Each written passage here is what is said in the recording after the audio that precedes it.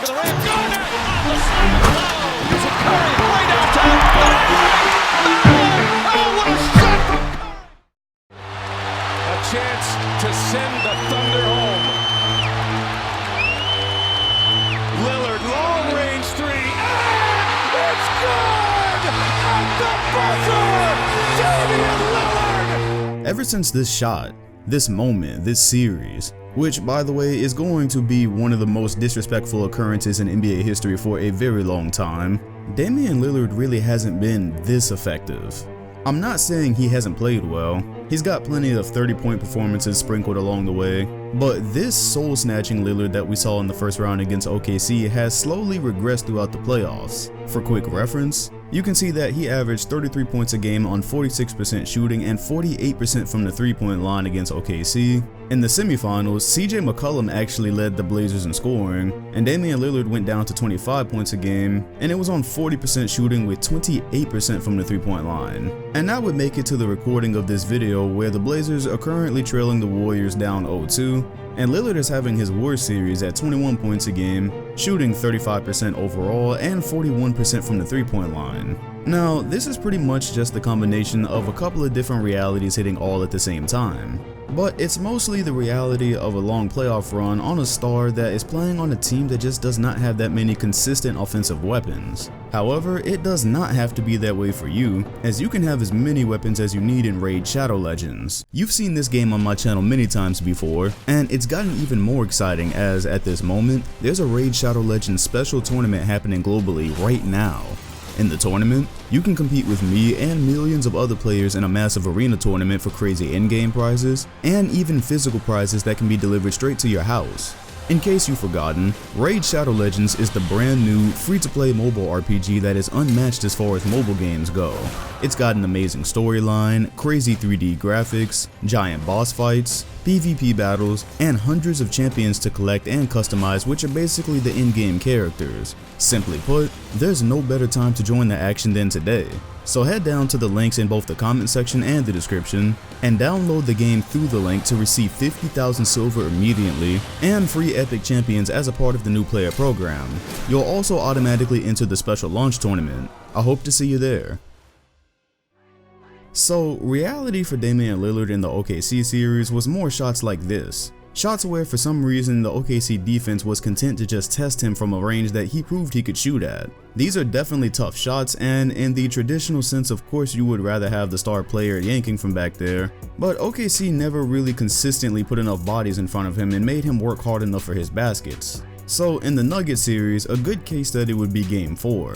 This was a game where Lillard shot particularly poor, where he was like 9 of 22, and here you'll see some examples of why life is just going to continue to be difficult for Damian Lillard in the playoffs as long as he's on the Blazers really and they don't really have an adequate roster around him. So at this specific moment on the floor, the only real threats that the Nuggets have to pay attention to as far as shooting would be Seth Curry and Damian Lillard himself. Harkless and Aminu can make shots, but you're not so worried about them just lighting you up. Hence, you'll see exactly how the Nuggets defend Damian Lillard on this possession. Craig is guarding him pretty far out, but there's 3 sets of eyes on Lillard pretty much this entire play. That would be Craig, Jokic, and Paul Millsap. Here, Lillard does an excellent job of cutting in off of the pick set by Enes Kanter, and he probably would have had a wide open lane to the basket, but you see Paul Millsap is just not worried about an Aminu corner 3. He's all the way in here in the paint. Aminu's out here by himself.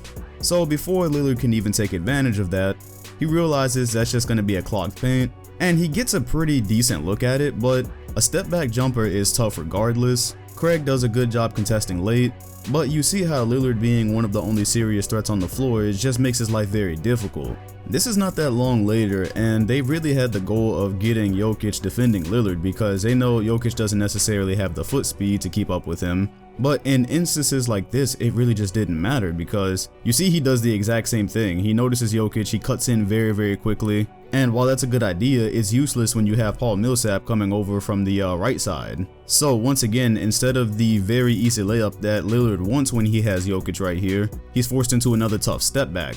Now, I understand these are shots that Lillard can hit, these are shots that he has hit, but these are the little things that grind you down as a star throughout the playoffs. This is why, despite Golden State being now on their 5th championship run, they're probably going to make the finals because With that roster makeup, people simply don't have to work as hard for the same looks. This play is more than likely Lillard attempting to draw a foul here. Looks like he had felt Gary Harris behind him.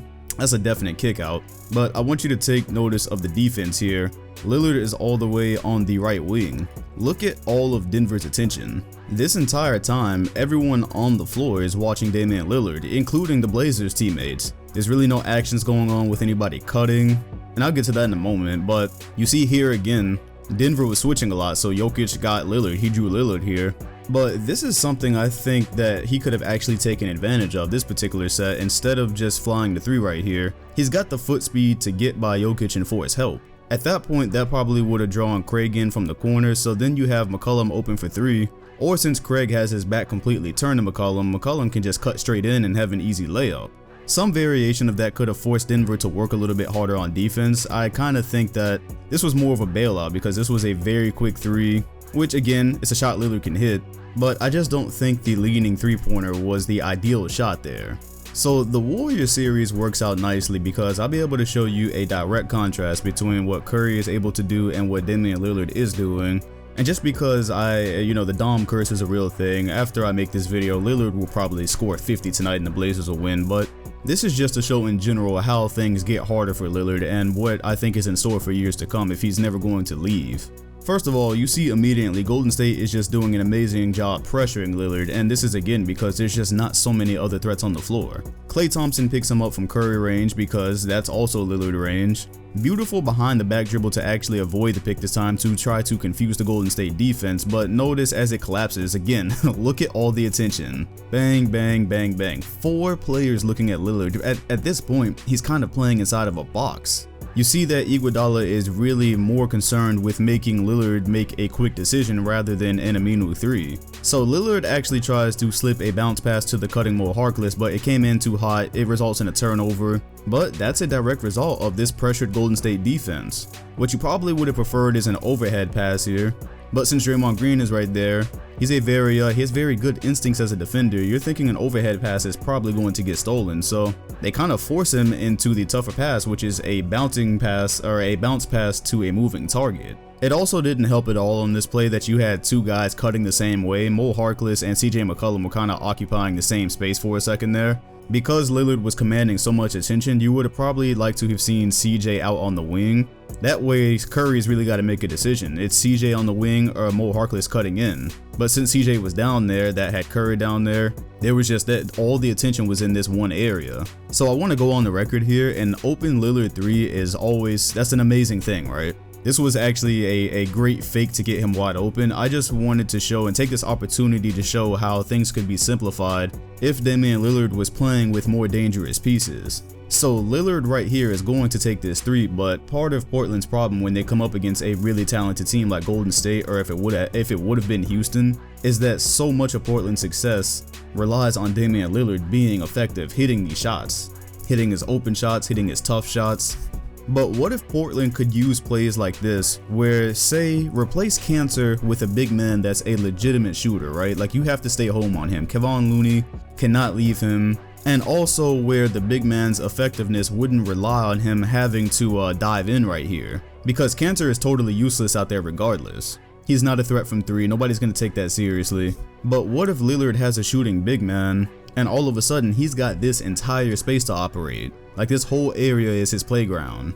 Because let's just say in a hypothetical situation, not this specific play, but if they end up with this type of floor and Lillard wants to drive, well, that's going to draw the defensive big man down there regardless, and of course that's McKinney's job to help, so that space is going to become crowded. He's going to see help. And check out, him shooting caused the same exact effect as if he would have drove anyways. Curry went ahead and covered the cut, and he was going to box out. So if that's Lillard driving instead of shooting, that would have left McCollum open. That would have then been Draymond Green's job to go over there and help. And then the offensive play probably fizzles out, and now they've just got to create something out of nothing. So again, this play is a good shot, but it's just me showing you like the options that could be there if there was a bit more talent, or if the roster dynamics were just different. Because the way it is right now, there's a lot on Lillard's shoulder, and when TNT was calling this a finals team, I just never understood it. They continued to call them a finals team and never set a qualifier. Like, there was never a qualifier in there of if the Warriors are hurt or anything. It was just the Blazers are a finals team, and with the looks that Lillard gets as the playoffs progress, I just never understood that. He's got to work really hard, and he's got a gigantic load to carry. And he's certainly got CJ McCollum for help, but those two to me, like, they can't do it all. And especially as you get later in the playoffs, and as you see right now, Lillard is having a tough time with this Golden State defense. Now, on the contrary, Steph was just doing whatever the hell he wanted in the first game. He's kind of doing whatever the hell he wants regardless in this series. And it, again, has to do with personnel. So in game 1, you guys all know, because it was the biggest story, Portland was opting to hang Cantor back on Steph Curry from when he was coming off of pick and rolls. They were basically doing single coverage, which would require somebody to get over the screen, and that was just a big no-no. They got blown out. I don't know. Anyways, let's have a look at game 2. This first shot by Curry is a miss, but again, this just has to do with Portland personnel, because Cantor in the pick and roll, especially in the Golden State series, it's just barbecue chicken. Cantor is still hanging back. Curry runs off of the Kevon Looney screen, and this time for help they depend on Aminu. CJ McCollum is trailing behind, and Steph can hit this, he just doesn't this time. But again, look at the options that Golden State has though, and it's really just because they just play basketball better. They have the personnel too, but they play basketball better. But what you could easily have here, Aminu doesn't commit all the way.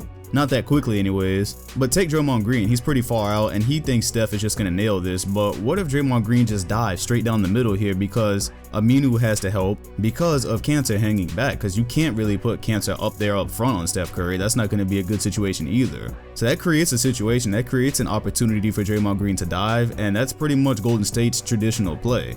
If Green is to dive right here while Steph has the attention of 2 players, that's going to force help from Cantor or Mo Harkless. If Mo helps, that is a Iguodala 3, because he's probably going to slide down on the wing some.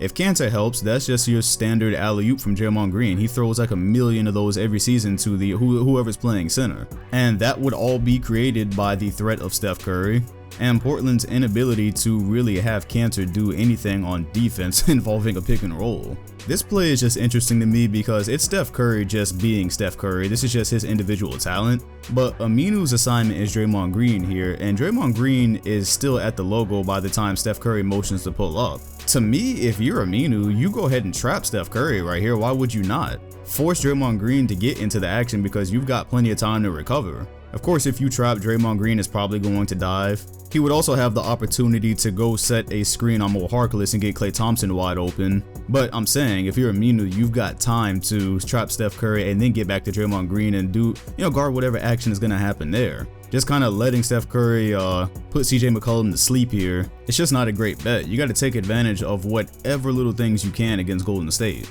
Speaking of that, this is just one of those moments right here. This lineup is an absolute gift to Portland. You've got Kevon Looney, Sean Livingston, and Draymond Green. For one of the very few times, you've got 3 players you don't really have to focus on the perimeter on the defensive end. But instead what happens here is Sean Livingston hands it off to Curry, then Kevon Looney sets a screen. Myers Leonard, doing the same thing Cantor does, he's hanging back, did not get a contest. This is not a contest on Steph Curry. But what else could you have done here? If you're Myers Leonard right here, step up. That's going to lead to a Kevon Looney dive, and that's where Rodney Hood has to cut it off so he doesn't get a straight roll to the rim. Okay, now that leaves Sean Livingston open to cut to the rim, right? But that's Draymond Green in the corner. If Livingston is cutting to the rim, let Mo Harkless take care of that. Sean Livingston is not a great shooter, so you don't have to come that far out, and then that just leaves Draymond Green open in the corner for a 3. You live with a Draymond 3 before you live with a Steph Curry 3, which is what the Portland defense gave them here. They gift wrapped it. Of course, Draymond Green is an amazing playmaker, so there's also a chance that if Harkless ends up helping on Livingston, maybe Draymond Green cuts, and then of course, he can get a layup or hit Lillard's man. But again, that depends on the position of Mo Harkless. And Harkless just has to show on a Livingston cut. That's really all you have to do. He's not that much of an offensive threat. But these are just the differences between Curry's team and Lillard's team. Curry's team just plays basketball better, like period. They play the game of basketball better. But if you paid close attention to this breakdown, a lot of it is hinging on the personnel of Portland. The way that they guard Steph Curry off of picks is partly due to personnel. Their big men are not really quick or agile enough to come out there and show on Steph Curry effectively without him just cutting to the rim or making his way to the rim, creating something there.